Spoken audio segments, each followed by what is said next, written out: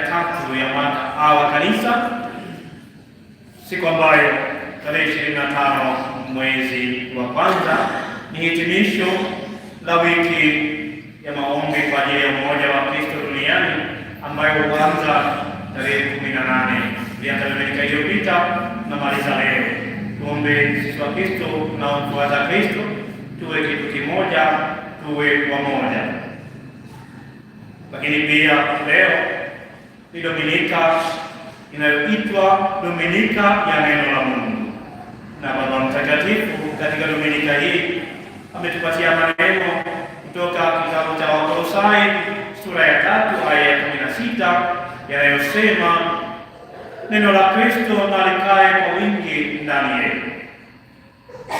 Tukitafakari mawazo ya Dominika hii ya neno la Mungu pamoja na masomo yetu ya leo, tunapata wazo kuu kwamba umeitwa. Ndugu zangu, Dominika hii ya neno la Mungu ilianzishwa rasmi, iliwekwa rasmi tarehe 30 mwezi wa 9 2019 na Baba Mtakatifu hayati Francisco. Lengo kuu lilikuwa kuhimiza waamini juu ya umuhimu wa neno la Mungu, umuhimu wa maandiko matakatifu katika maisha ya muumini. Pili, kuhimiza waamini kulisoma neno la Mungu. 3, kuzungumza na Mungu kupitia neno lake na kuona namna gani, jinsi gani Mungu anazungumza nasi kupitia neno lake. Lengo la Dominika hii ni kuwajengea waamini uwezo wa kulipenda, kulisoma, kulitafakari na kuliweka katika maisha yao neno la Mungu. Neno la Mungu liakisiwe katika maisha ya waamini. Ndugu zangu, neno la Mungu ni hai tena lina nguvu. Tukilisoma vizuri, tukitafakari na kulipenda, litatuongoza katika maisha yetu, kwa kuwa Zaburi 119 aya ya 105 inasema, neno lako e Bwana ni taa ya miguu yangu na mwanga katika njia zangu. Pia Mithali 6:23 inasema, maagizo ni taa, mafundisho ni nuru, na maonyo na kanuni ni njia ya uzima. Ndugu zangu, Dominika hii inatuhimiza mimi na wewe kulisoma neno la Mungu. Maswali ya tafakari tunayojiuliza: je, ni mara ngapi umeshika Biblia kwa ajili ya kusoma neno la Mungu? Je, ukiambiwa leo ukikusimamisha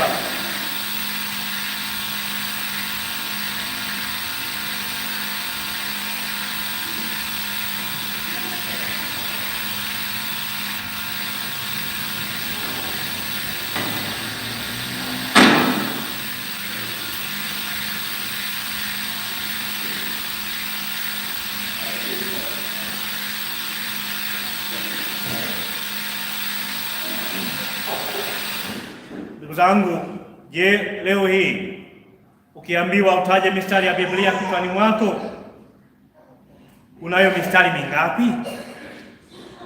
Hata tukisema mstari tu mmoja, wengine tutabaki macho wazi, midomo wazi, kwa kuwa hatujui. Hakuna mstari wa Biblia tunaujua. Ndugu zangu, wengine hatufahamu hata mgawanyiko wa vitabu vya Biblia. Hata leo hii tukiulizana hapa dakika chache, tumesoma masomo haya matatu. Tukiulizana hapa, somo la kwanza kulikuwa kitabu gani, sura ya ngapi, aya ya ngapi? Na baki tu tunashangaana, ila tunajua tu kuna fulani alikuja kusoma somo la pili linatoka aya gani? Midomo wazi, tunachojua kwamba somo limesomwa.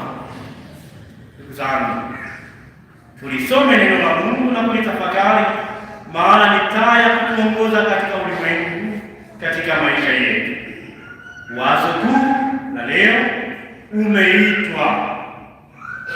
Tukitafakari somo la kwanza kutoka katika Isaya 9:1 hadi 4, na wakumbusha nimetoka Isaya 9:1 hadi 4. Inaeleza hali iliyokuwa mwishoni au katikati mwa karne ya 8 kabla ya Kristo. Dola ya Asiria ilivamia sehemu ya kaskazini mwa Israeli, kaskazini magharibi mwa ziwa Galilaya au ziwa Tiberia. Uvamizi huu uliwafanya hawa watu wawe kama watu waliogizani, maana kwa uvamizi huu makabila ya Zabuloni na Naftali walipoteza kila kitu, wakapoteza matumaini yao, waliona mateka. Lakini Mungu aliahidi kuwakomboa. Mungu aliahidi kwamba mwangaza utawafikia na nuru itawaangazia. Baadaye eneo hili likaitwa Galilaya ya Mataifa au wilaya ya mataifa. Rejea kitabu cha kwanza cha Mathayo sura ya 5 aya ya 15. Eneo hili lilikaliwa na watu wote, yaani Wayahudi na watu wa mataifa mengine. Yesu aliye nuru ya ulimwengu alianza utume wake katika eneo hilo. Yeye aliye mwanga wa mataifa anakuja kuangazia na kuwapa nuru watu wakao gizani na katika uvuli wa mauti.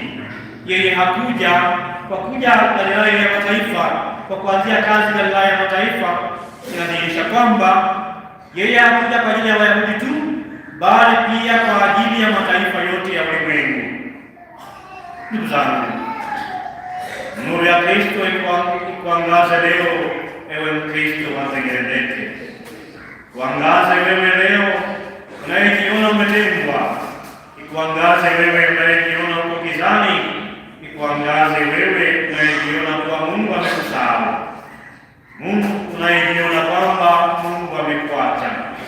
Yesu Kristo anakuita utembee naye katika safari mpya ya maisha yako, utembee naye katika ulimwengu huu. Nuru imekufikia katika giza lolote lile. Mungu yuko na wewe.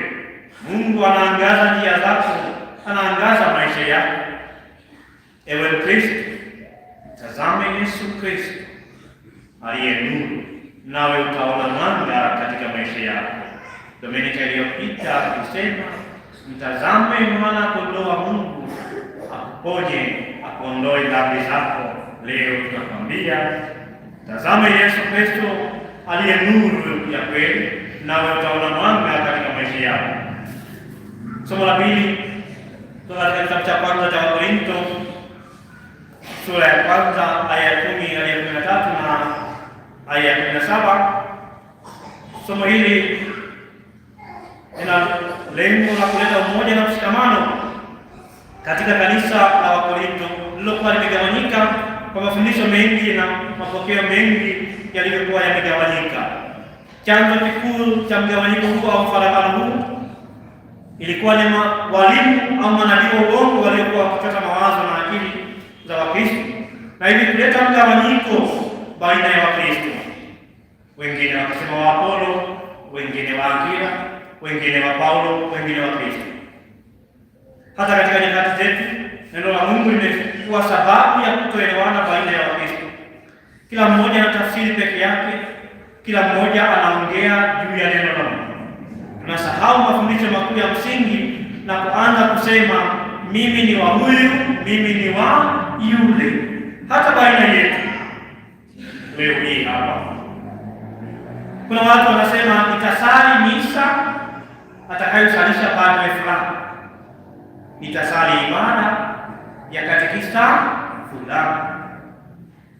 Ndugu zangu, akiwa padre mwingine wengi, kwa sababu wewe ni Mkristo wa padre fulani. Akiwa katekista mwingine anaongoza ibada wengi, kwa sababu wewe ni Mkristo wa katekista fulani. Ndugu zangu, kiini cha imani yetu, kiini cha dini yetu si mtu yeyote, bali ni Kristo mwenyewe aliye Alfa na Omega. Tumebatizwa kwa jina lake. Sisi ni wafuasi wa Kristo, sisi ni wa Kristo, sio wa mtu fulani ambaye leo yupo na kesho hayupo. umeitwa kuwa Mkristo, umebatizwa, wewe ni Mkristo, wewe ni wa Kristo. Huyu Kristo anayetuita tumfuate ndiye huyu tunayemsikia katika Injili akianza utume wake katika Galilaya ya Mataifa. Injili ya Mathayo sura ya 4 aya ya 12 hadi ya 23. Anaanza utume wake kwa mambo makuu manne. Kwanza, anahubiri habari njema. Pili, anatoa ujumbe, tubuni kwa maana ufalme wa mbinguni umekaribia. Tatu, anawaita mitume wajiunge naye katika utume wake wa kuhubiri wa kuwaokoa watu. Na nne, hao anaowaita wawe wavuvi wa watu wanaacha yote na kumfuata. Neno la Mungu linatudai kuacha na kufuata. Hivi ndugu zangu, tafakari kidogo juu ya wazo hili. Umeitwa, Kristo anakuita, neno la Mungu linakuita. Mazingira yasikuogopeshe. Kumbuka, umeitwa, mazingira yasikuogopeshe. Mungu wetu kwa neno lake anatuita, kwa neno lake, kwa ukimya wake katika sala huwa tunasikia neno la Mungu. Kwa tafakari zetu sisi huwa tunasikia mwito wa Mungu katika mioyo yetu. Mungu haachi kuongea nasi, Mungu haachi kutuita. Ni katika kusikiliza sauti ya Mungu utajua jambo kubwa sana la muhimu, kwamba ndani mwako kuna wito mkubwa sana ambao Mungu anakuita kufanya, anakuita kuishi kila mara, anakuita kila mara, anakuita kila siku, anakuita kila wakati, ili utekeleze na kuishi wito huo. Wito huo unaweza kuwa ni wito wa maisha, yaani upadre, utawa au ndoa, lakini unaweza kuwa wito wa kazi yoyote ya maisha au kitu fulani ambacho ukikifanya kitabadilisha maisha yako. Wakati mwingine tunaogopa kuitikia wito huu au kuanza safari mpya ya maisha kwa sababu mbalimbali, lakini moja ya sababu kubwa inaweza kuwa ni mazingira si rafiki, mazingira yanaogopesha. Yaani mazingira yanaogopesha kuanza kazi au kuitikia wito ambao Mungu amekuita. Mungu akikuita, ndugu yangu, mazingira yasikufanya ukashindwa kuitikia wito wake. Mfano mzuri ni Yesu Kristo mwenyewe. Yesu alianza utume wake wakati mazingira hayakuwa rafiki. Anaanza utume wake wakati mazingira yanatisha, mazingira hayo yalikuwa yanaogopesha. Alianza utume wake. Mfano wa mazingira ya kwanza, Yesu anaanza, tumesikia katika Injili, wakati mtangulizi wake, yaani Yohana Mbatizaji, amefungwa gerezani kwa sababu ya kusema ukweli, na Yesu alikuja ili aishuhudie ile kweli. Hakuogopa, alianza utume wake, aliitikia wito wa Mungu. Mazingira ya ndani hayakuwa rafiki kwa Yesu Kristo, hata mazingira ya nje nayo hayakuwa rafiki, lakini anaanza utume wake. Mazingira hayakumzuia kufanya kile ambacho Mungu alimtuma kukifanya. Wakati fulani, ndugu zangu wa Kristo, tunaogopa kuanza jambo fulani au kuingia katika wito ambao Mungu anatuita kwa sababu tunasingizia mazingira si rafiki. Utasikia kijana anasema, nitaanza biashara mwakani kwa sababu mazingira si rafiki. Siwezi kuanza sasa, nitaanza mwakani kwa sababu mazingira si rafiki.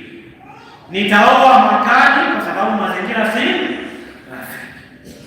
Nitafunga ndoa mwakani kwa sababu mazingira si rafiki. Nitalima msimu ujao kwa sababu leo hii mazingira si rafiki. Nitaanza jambo fulani mpaka mazingira yakae sawa. Ngoja kwanza mazingira yakae sawa. Kisingizio cha mazingira mpaka mazingira yakae sawa. Kuna visingizio vya kimazingira vinavyotuzuia kutekeleza ule wito ambao Mungu anatuita. Na wengine mnasema, baada ya kuona kwaya yetu nzuri, mnasema nitaanza kuimba mwakani kwa sababu mazingira sasa si rafiki.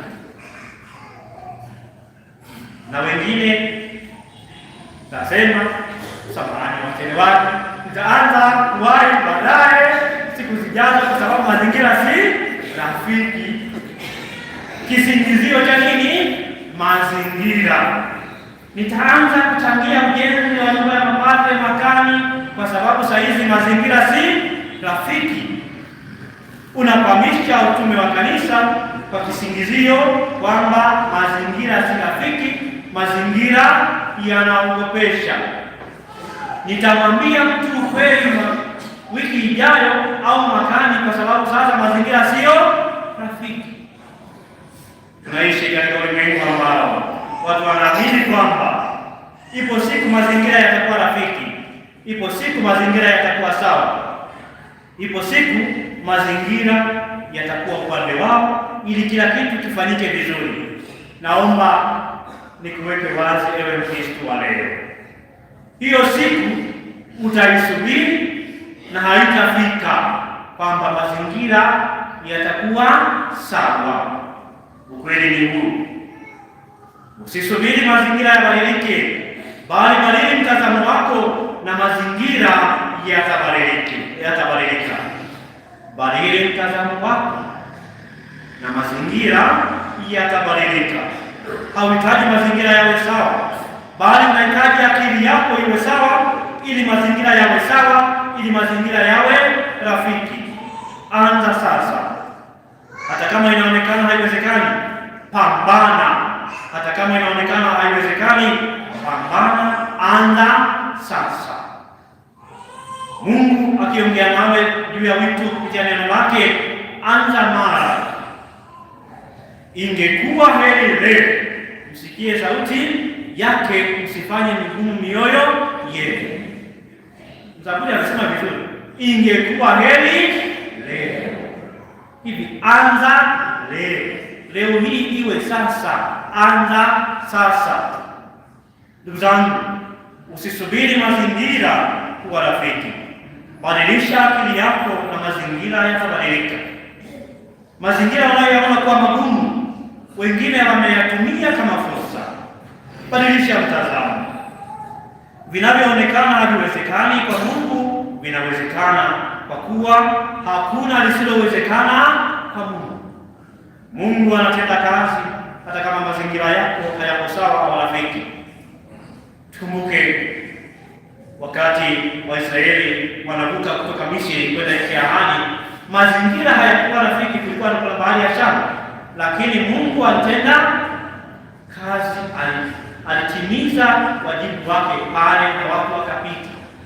Hata wewe katika maisha yako kuna wakati unaona mazingira si rafiki, lakini Mungu anayekuita atakuwezesha ili mazingira hayo yaweze kufaa wewe, iwe ni fursa ya wewe kuitikia na kuishi wito wako. Ndugu zangu, unaitwa leo kufanya kile ambacho Mungu anaongea nao na anakuita kupitia neno lake. Huu ndio wito wako. Usisubiri mazingira kwa rafiki. Vaa miwani ya fursa. Vaa miwani ya fursa. Ndugu yangu, ukivaa miwani myeusi, kila kitu utakiona cheusi. Ukivaa miwani ya kijani, kila kitu utakiona cha kijani. Ukivaa miwani mekundu, kila kitu utakiona ni chekundu. Ukivaa miwani nyeupe, kila kitu utakiona ni cheupe. Ukivaa miwani ya fursa, kila kitu utakiona kama ni fursa. Mazingira yasikuogopeshe. Mungu anakuita. Mungu anakutaka wewe utimize wajibu, utimize wito wako, uishi wito wako. Mazingira yasikuogopeshe. Ndugu yangu, Yesu aliwaita mitume kati ya wengi wamfuate, nao wakaziacha nyavu zao wakamfuata. Katika kundi la wafuasi wengi aliwaita wachache wamfuate, aliwaita 12 wamfuate, na muda mwingine katika hao 12 aliwaita watatu, Petro, Yakobo na Yohane, ili aende nao mahali fulani. Neno la Mungu linatuambia kwamba Mungu anatuita katika kazi zetu, tuache tulivyo navyo tumfuate, ili tuweze kufanikiwa au kuanza upya. Lazima kuacha vipaumbele vya kale na kuanza na vipaumbele vipya. Leo hii Injili inatufundisha ili tuanze upya, tumsikilize Yesu anayeita kupitia neno lake, tuache na kuvua utu wa kale na kumfuata yeye bila kujibakiza au kujihurumia. Tuache nyavu zetu za kuogopa mazingira au mazoea mabaya na hulka mbalimbali, tuinuke na kumfuata, tukiishi vema wito na kazi zile alizotuita tuzifanye katika maisha yetu kupitia neno lake. Tumesikia Yesu anawaita mitume 12, na wakati mwingine mitume wangapi? Watatu. Nawe katika maisha yako unawaita akina nani? Katika utume wako, katika wito wako, katika maisha yako, marafiki zako ni akina nani? Si yeyote anayekuchekea ni rafiki, si yeyote anayefurahi anafurahi nawe. Wakati mwingine tumeshindwa kutimiza wajibu wetu, tumeshindwa kuishi vema Kristo wetu kwa sababu ya marafiki, kwa sababu ya wale tunawaita. Leo hii Bwana wetu Yesu Kristo anatufundisha pia kuchagua vizuri marafiki wetu wanaotusaidia kufika mbinguni. Ikiwa wewe unataka kuimba lakini rafiki zako wapo kinyume na uimbaji, hawa marafiki wachunguze vizuri.